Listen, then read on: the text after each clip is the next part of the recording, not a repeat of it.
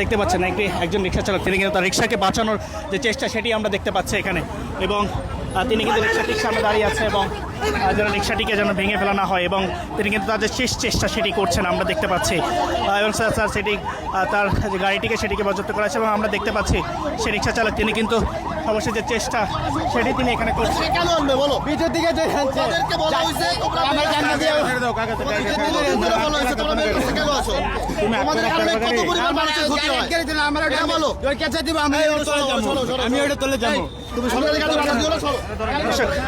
আমরা দেখতে পাচ্ছি একটি টেনে হিচড়ে কিন্তু একজন রিক্সা চালককে তাকে সরাই দেওয়া হচ্ছে, এবং রিক্সাকে বাঁচানো তাদের সর্বশেষ প্রচেষ্টা।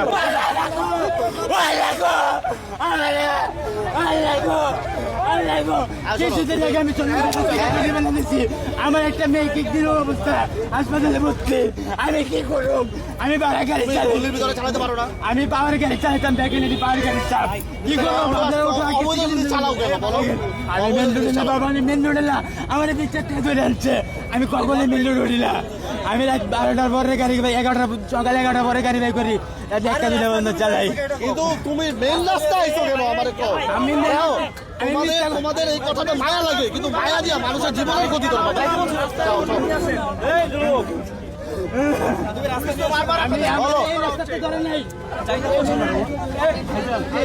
একজন রিক্সা চালক তার যে আর্তনাদ সেটি আমরা দেখতে পাচ্ছি এখানে, ঠিক ধানমন্ডি 32-এ এই মুহূর্তে ডিএনসিসির যে অভিযান চলছে সেই অভিযানে কিন্তু একজন রিক্সা চালক এভাবে করে তার রিক্সা বাঁচানোর যে চেষ্টা সেটি আমরা দেখতে পাচ্ছি, সেই রিক্সা বাঁচানোর সেই যে প্রচেষ্টাকে।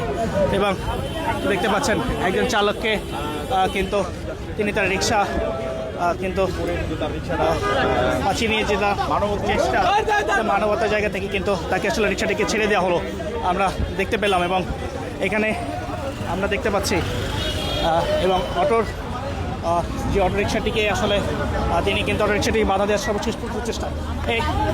আপনি কি আর আমি মেন রোড উঠি না, মেন রোড উঠবো না। আমি এটা নিজে আমি এটার প্রতিবাদ।